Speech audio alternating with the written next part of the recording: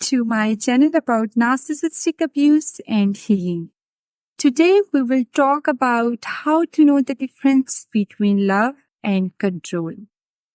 Cruelty and shame concealed as motivation are fundamental tools of the emotional abuser. Many victims come to believe mistakenly that relentless self-criticism is a path to becoming a better person. This mindset also helps them avoid conflict with the abuser and deny any pain or distress within the relationship. Emotional abuse forces the victim to ignore their own suffering in order to save their relationship with the abuser. Internalizing the aggression and accepting the blame as their own. This dynamic creates a self-perpetuating cycle of abuse.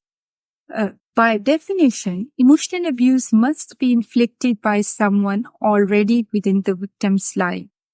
The abuser cannot be a distant stranger. They must hold significance to the victim. While friends can hurt us, family members can break our hearts. Strangers cannot, because they lack the necessary closeness. A person catcalling you on street can be intimidating or insulting, but emotional abuse relies on the relationship between the abuser and the victim. The abuser needs to get close to the victim to plant the seeds and gain the victim's trust and create a relationship the victim wants to preserve.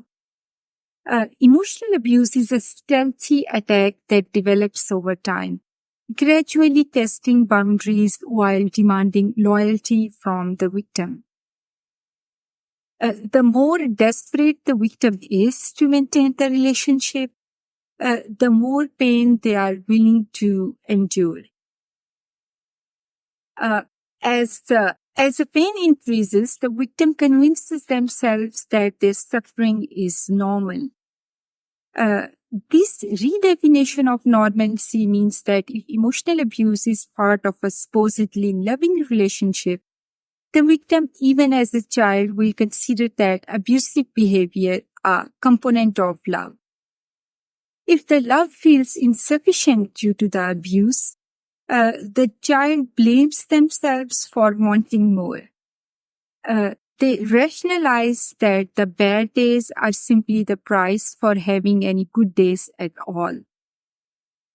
If this is not satisfactory, the child scolds themselves for wanting too much from others. We must realize that loving relationships feel comfortable and nurturing, and we do not pay any price for good days. In addition, the people who truly love us are consistently good. There is no hot and cold behavior or a hideous jackal and high personality to deal with. Thank you for watching.